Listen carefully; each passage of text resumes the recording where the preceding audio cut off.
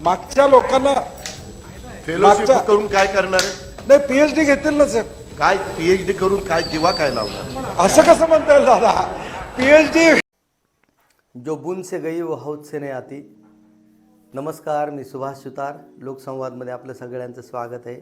सध्या राज्य सरकार नागपूरच्या हिवाळी अधिवेशनामध्ये आहे आणि याच हिवाळी अधिवेशनाच्या सभागृहामध्ये विद्यार्थ्यांच्या पीएचडीच्या संदर्भात आमदार सतेज पाटील यांनी एक प्रश्न विचारला आणि त्या प्रश्नाच्या अनुषंगाने सभापतीकडून उत्तर अपेक्षित असतानाच महाराष्ट्राचे लाडके उपमुख्यमंत्री आणि ज्यांना आता मुख्यमंत्री व्हायचे आणि या राज्यामध्ये काहीतरी चांगलं काम करायचे असे आपले लाडके अजितदादा पवार यांनी बेंचवर बसल्या बसल्याच पीएचडी करून हे पोरं काय देवा लावणार आहेत असा उपरोधिक प्रश्न करून विद्यार्थ्यांच्या प्रश्नावर मीठ चोळण्याचं काम केलेलं आहे.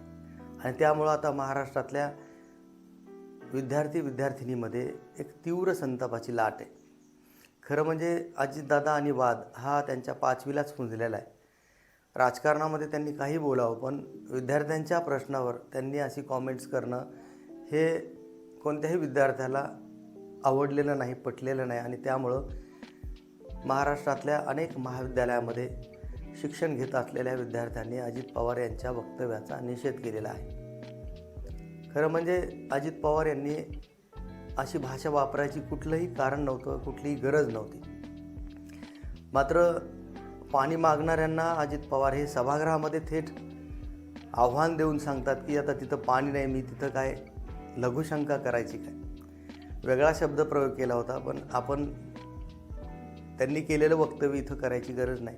मात्र लोकसंवादच्या व्यासपीठावरून मी आमदार सतेज पाटील यांचं मनापासून अभिनंदन करतो. पीएचडी करणारे विद्यार्थी, त्यांची आर्थिक परिस्थिती, विद्यापीठातलं त्यांचं वागणं, त्यांचा व्यवहार हे अजित पवार यांना माहीत नसणार, कारण ते अतिशय उच्चभ्रू वस्तीतून आलेले आहेत.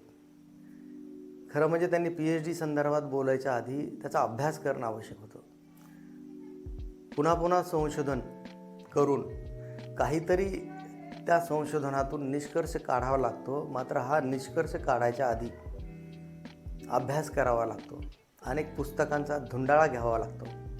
कंटेंट ॲनालिसिस, प्रायोगिक आराखडे,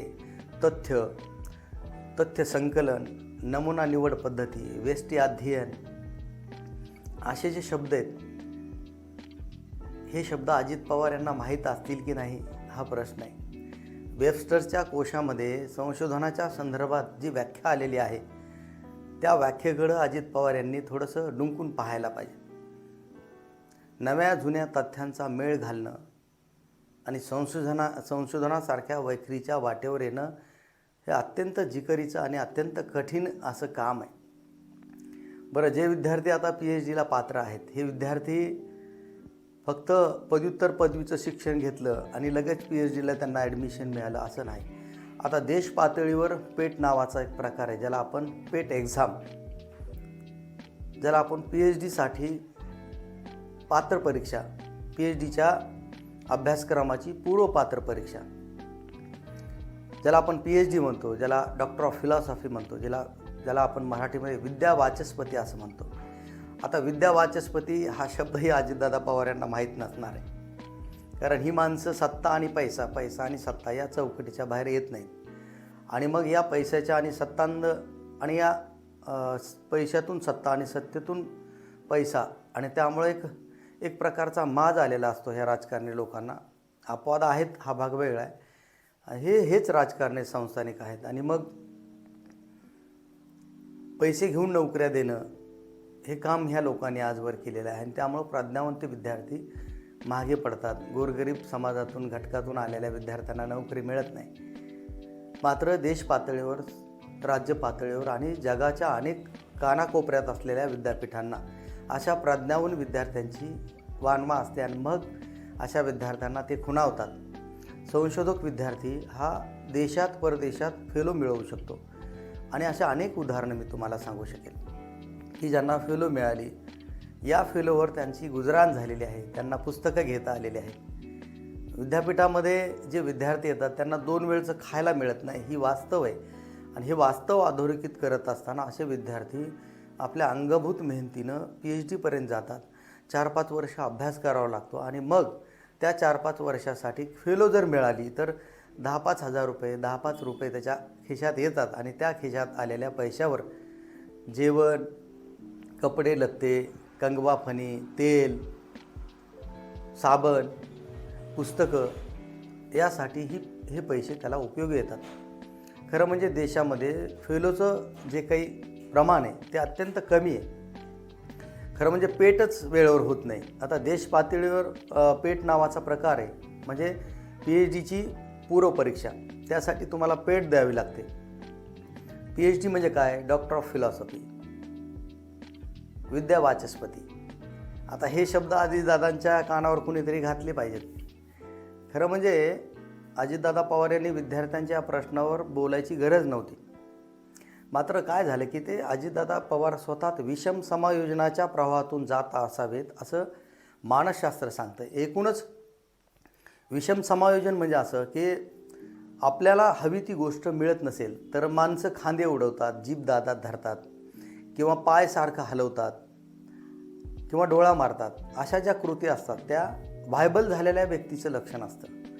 तुम्ही बारकाईने बघितलं तर अजित पवार विषम समायोजनामधून जात आहेत. वड्याचं तेल वांग्यावर आपण म्हणतो तसं शरद पवार साहेब आणि त्यांच्यामध्ये जो काही विस्तव जात नाही, त्यांच्यामध्ये भांडणं सुरू आहेत आणि या भांडणाचा राग त्यांनी विद्यार्थ्यावर काढला असं प्रथम दर्शनी दिसते. आणि म्हणून जर विद्यार्थी PhD करून काय दिवे लावणार नसतील आणि प्रकाशच पाडणार नसतील तर मग तुम्ही मुख्यमंत्री होऊन काय दिवे लावणार असा प्रश्न आता विद्यार्थ्याकडून केला जात आहे. खरं म्हणजे विद्यार्थ्यांचा तळतळाट लागला तर अजित पवार महाराष्ट्राचे कधीच मुख्यमंत्री होणार नाहीत. हे त्रिकलाबाधित सत्य हे आज ना उद्या महाराष्ट्रापुढे येईलच. कारण आज अजित पवार ज्या वयामध्ये आहेत त्यांचं राजकारणातलं वय हे निवृत्तीचं वय आहे. मात्र त्यांना मुख्यमंत्री व्हायचे महाराष्ट्राच्या भल्यासाठी. पण विद्यार्थ्यांना प्रश्न पडला की हे आता काय करणार आहेत. इथं निवृत्तीच्या म्हणजे पठारावस्था सुरू आहे अजित पवार यांची. एकतर शरद पवार यांना सोडून त्यांनी गद्दारी केली, म्हणजे ज्या ताटात त्यांनी इतक्या दिवस खाल्लं त्या ताटात छेद करायचं काम अजित पवार यांनी केलं. आज माननीय शरद पवार हे 84 वर्षाच्या पुढे धकले म्हणजे पुढे गेलेले आहेत आणि अशा वयामध्ये अजित पवार यांनी शरद पवार यांना मानसिक त्रास द्यायचं काम केलं. या मानसिक त्रासापोटी त्यांचं विषम समायोजन सुरू असल्यामुळं त्यांनी सभागृहामध्ये बसल्या बसल्या PhD करणारे विद्यार्थी PhD करून काय दिवा लावणार आहेत असं त्यांनी आमदार सतेज पाटील बोलत असताना उत्तर दिलं. वास्तविक पाहता सभागृहाला हे उत्तर आवडलं नाही. आता ते उद्या असंही म्हणतील की माझ्या बोलण्याचा विपर्यास केला, मी तसं बोललोच नाही. मी जसं बोललो असेल तर मी दिलगिरी व्यक्त करतो. मात्र जो बोनसे गई वो हौद से नहीं आती. आता हे अनेकदा आता हे महाराष्ट्रातल्या लोकांना कळलं की हा माणूस कसा आहे. ज्यांना 2 वेळचं मिळत नाही असे विद्यार्थी PhD करतायत, त्यांना आपण संशोधक विद्यार्थी म्हणतो. आणि संशोधक विद्यार्थी होणं खूप काठीण्य पातळीवरचं काम आहे. आणि दुसरं म्हणजे की अजित पवारांना हे कोणीतरी सांगितलं पाहिजे की पेट PhD करायसाठी जी पूर्वपरीक्षा असते ती पेट आता मराठीतून होत नाही, ती इंग्रजीमधून होते.